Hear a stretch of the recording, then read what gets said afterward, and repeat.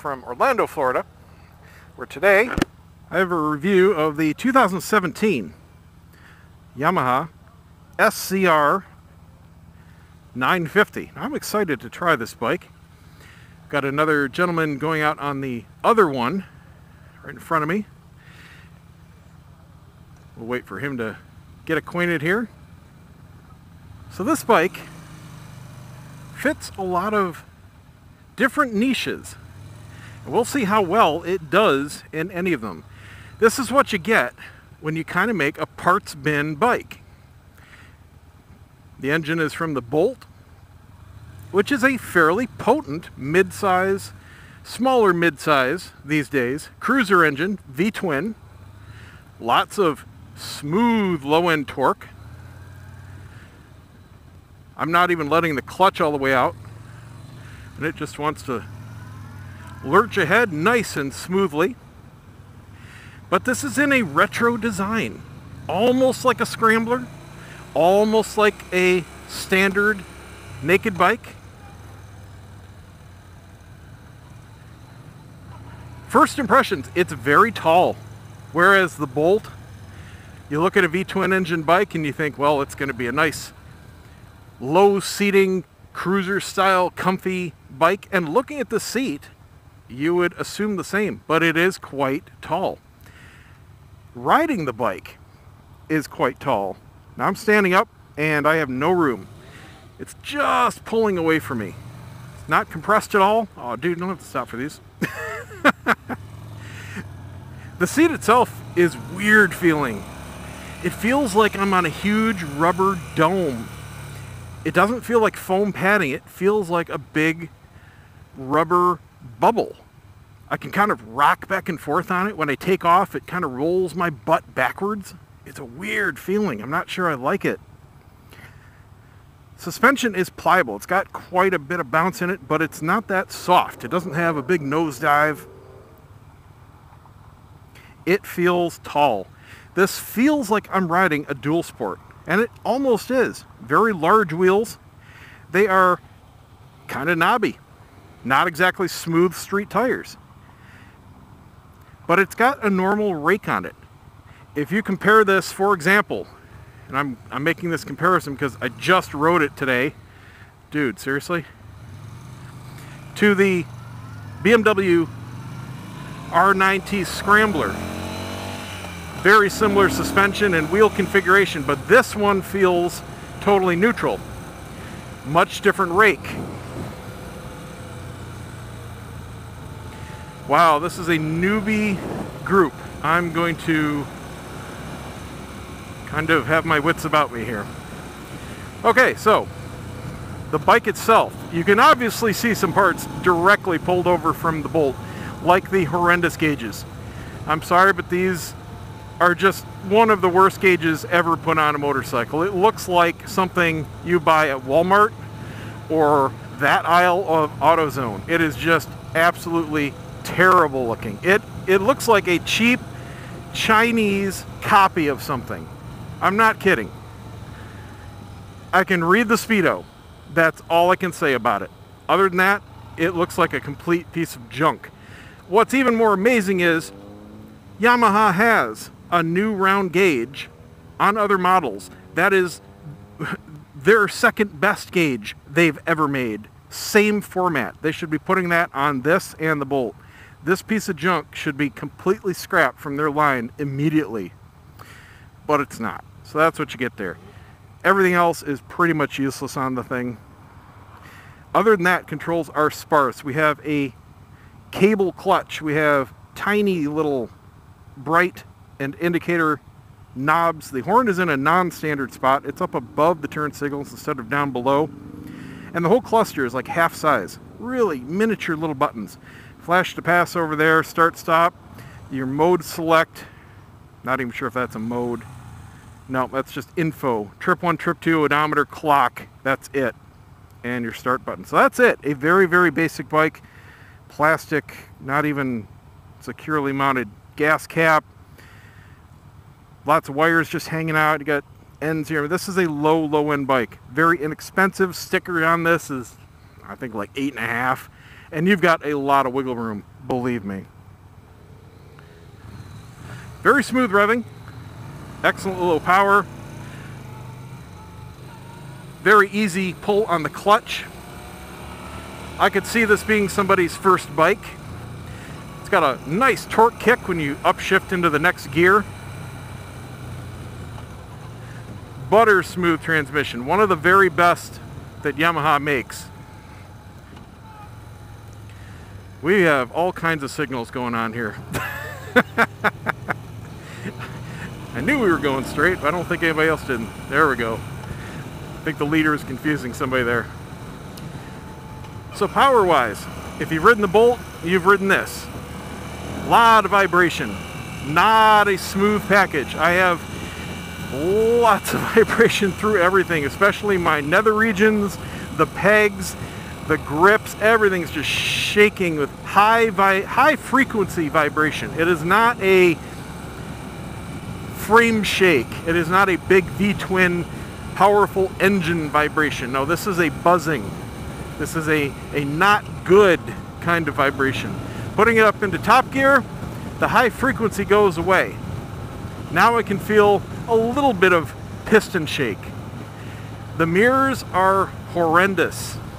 The position is okay. I actually don't have a lot of arm in them, but they are completely blurry.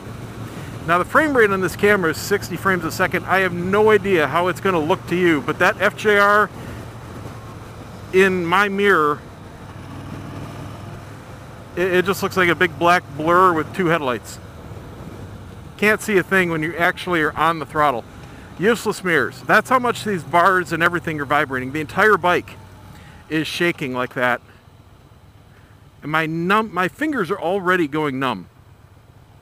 This would absolutely drive me crazy for any kind of long distance. Great suspension though. It's soaking up the road imperfections. It's stiff. It feels heavy. The whole front end. It does not have a light and nimble feel to it. Pegs are in a good spot. I'm standing up here. They're slightly forward of my legs. I did just knock myself pretty good in the shin on these. They're almost knurled foot pegs. So watch your foot there. Come on over, dude. There we go.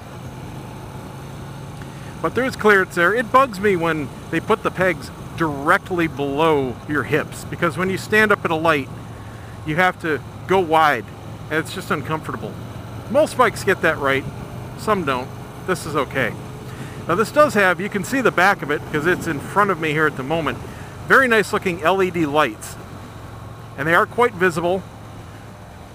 I have my visor that's in smoke mode right now. It's a transitions lens, so it's as dark as it gets. It's very sunny out today. And that light is just perfect. The turn signals, I believe, on these are also LED. The bike in front of me is not the same model, so don't look at that one. But you can see the side of it here. It's a belt drive. It's nice and smooth. You know, belts these days, I have no problem with. I would buy a belt drive bike if it's something modern. They'll go for 100,000 miles. It used to be they would go for 20, 25, and they can be known to be a complete pain in the ass to change, especially on a Harley. Other bikes are easier, but it's still no cakewalk. But the performance, you do get a little better efficiency than a shaft drive, which both of my current bikes are. So it does eat up a little bit of horsepower if you have a shaft compared to a belt. Chain is the most efficient, but no thank you to that kind of maintenance, especially here in Florida where I ride in the rain quite frequently. That means a lot of chain cleaning and greasing constantly. I don't like maintenance. So low speed maneuvering is very good on this, I have to say. I can come to a standstill. My feet were not down at that light. No problemo whatsoever. This is right up there with, say, a Triumph Bonneville or almost a Royal Enfield as far as feeling like a toy at extremely low speeds. It does have a quite low center of gravity. This feels like a small cruiser. Of course, frame-wise and engine-wise, it is. So the center of gravity is just slammed down to the ground. Everything up top is tiny. This tank is tiny. My legs aren't even hitting it. I mean, look at it. I can't sit like that. My legs are pointed inward to even touch the tank. Normal riding position, completely relaxed. I have a couple inches between my legs and the tank. So it is not a large fuel tank. It's not going to give you extended range by any means, but that means it's lightweight. You can see how small the frame is right there. Of course, no fairing, not even a half windscreen. I mean, nothing. So this thing is all about back to the basics. I do not know what RPM I'm at. What are you doing, dude? Did you miss a gear? I was going to go up in the RPMs here. We'll do it here. I want to see how bad the rev limiter hits. I can't tell you what RPM it's at. It does start to fall away as it revs up. So, yes, typical smaller V-twin engine. Definitely more in the low end as far as its power band, but it has a very good mid-range except for this horrendous vibration. Putting it up in top end here, we're at 48 miles an hour. RPM, your guess is as good as mine. It feels like something around 2,000. We'll give it a roll on. It actually pulls really nicely. That was a 10 mile an hour jump in just a couple seconds in top gear. How many gears does it have? 1, 2, 3, 4, 5. Okay, it's got 5 gears. So let's see what we get out of first. Has a ton of torque just off idle. I mean, it almost has a snatchy throttle. It doesn't want to wheelie, but it just lurches forward. Second gear, same thing. Let's try third. 43 miles an hour in third. Yeah, it just goes. Let's go up into top gear. We'll do 43 miles an hour, same thing, top gear. Not bad. I mean, it's got a nice little snarl to it. The exhaust is pretty much silent until you get on the throttle. Then you can hear a little rrr, rrr. But other than that, I hear the engine. I hear the intake. I hear the pistons, the valves, you know, the mechanical noise. But the exhaust you don't hear until you get on it. Let's go down to third. It has the same tone. It just gets a little louder when you gear down. This does not have a slipper clutch like some of Yamaha's later models, including the XSR. Not that most people riding this type of bike are going to need it. It's not like you're really racing this thing through corners or anything. The transmission shifter is on the small side. It's just small, just large enough where my foot can fit under it. But the pegs are what are feeling kind of weird. They are tiny, as in the diameter of them.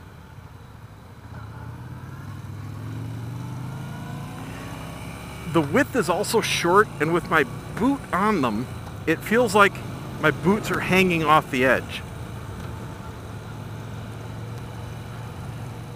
They do have a good grip though because of that wicked knurling. Doesn't feel good on the shin, but it really helps keep your boot planted. A lot more than the typical rubber topped pegs. But you can see how small they are. I don't want to look down for too long here, but they're not even as wide as my boot.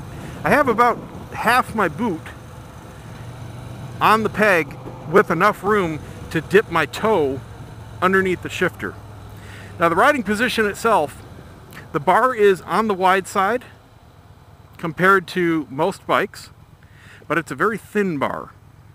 It feels more like a bicycle. It really does. And it does have a slight forward lean, very much like most other Yamahas. Now going forward here and coming to a stop, that's when these pegs are hitting my shins. It's right above my boots. That really doesn't feel good. I'm used to them being just behind my legs. We'll let this guy go. Oh, you dick. Fuck it. Full throttle in second, winding out third. So that's all it had. What are you doing, guys?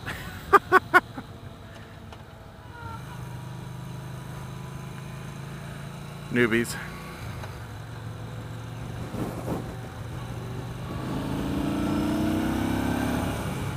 Good thing I know where I'm going. Come on over left, guys. You know you want to. Give it a second.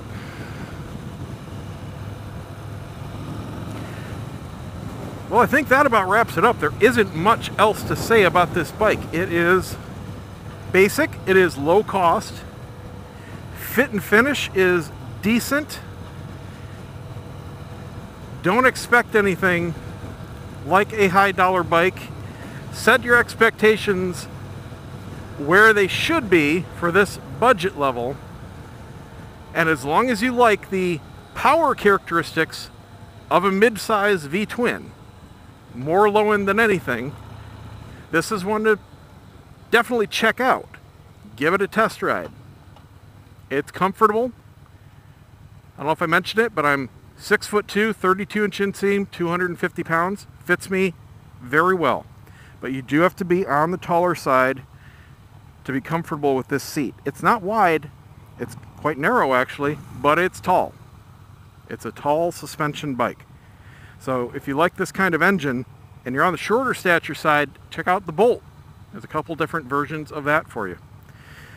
So there you go. There's the 2017 Yamaha SCR, excuse me. They have so many new models now. 950. If this video sucked, give it a thumbs down. But if you enjoyed it, I'd greatly appreciate a thumbs up. And subscribe to see more. Tell your friends, and we'll see you next time.